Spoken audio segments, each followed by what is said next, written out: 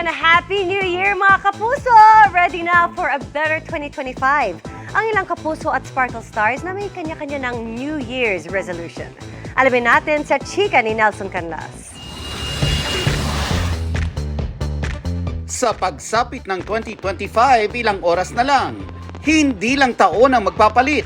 May pagkakataon din tayong iwan ng ating nakaraan at yakapin ang ating new and improved version. Kanya-kanyang assessment ang ilang kapuso stars kung ano ang iiwan nila sa 2024. My past self. Gumawa tayo ng bagong version. Time is gold pa rin sa collab team ni Ashley Sarmiento na si Marco Masa. Kaya't pagpapahalagahan niya raw ang oras niya na maging productive.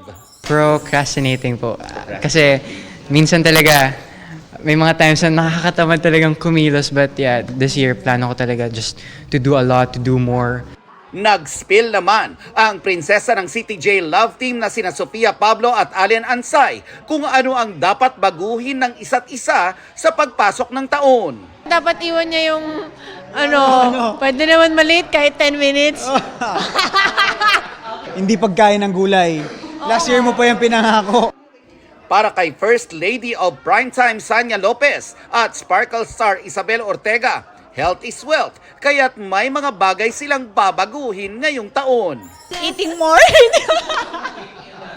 Eating more. Hindi kasi malakas talaga akong kumain. Yan rin, bukod sa sleeping late, malakas din talaga. Siguro nagiging hobby na lang rin talaga pag wala ka masyadong ginagawa. Stop sleeping late. Bawal na muna magpuyat ngayon.